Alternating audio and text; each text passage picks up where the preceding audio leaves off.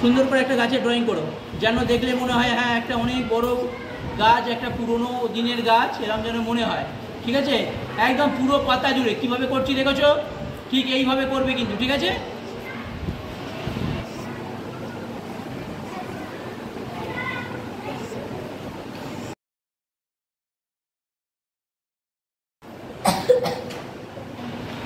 এখান থেকে দুটো লাইন টানো এরকম করে, খুব হালকা করে লাইন টানবে। ঠিক আছে, দেখেছো এখানে ভীষণ হালকা করে দুটো লাইন টানো, মোটামুটি সোজা করে, খুব বেশি বড় করবে না কিন্তু। ঠিক আছে, এবারে এই জায়গাগুলোতে এরকম করে পাতা করো।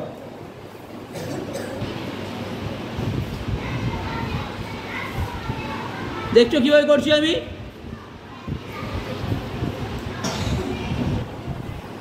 দেখছো এরকম করে অনর্গল করে যাও, এই লাইনটা করে যাও, এই লাইনটা করে যাও, দুটো লাইন ভর্তি করে পাতা দিয়ে ছোট্ট পাখি আঁকতে হবে। দেখো আমরা একটা ছোট্ট করে পাখি আঁকবো।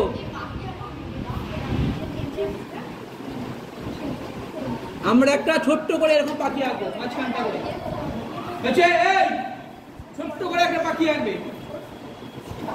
ঠিক আছে, আরেকটা লাইন করব, করে এখানে 4-5টা লাইন করব। দেখো করার পর এরকম ছোট ছোট গোল করব। হচ্ছে চেপে চেপে না, একটু হালকা করে রং দেব। কি বলছি, আমরা এখানে যে রং দেব একটু হালকা করে রং দেব। এই যে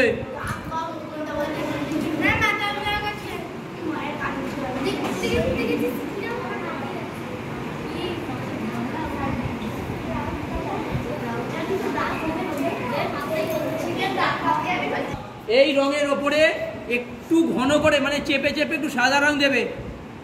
কি বললাম, এই রংটার ওপরে একবার সাদা রং গোলাবে।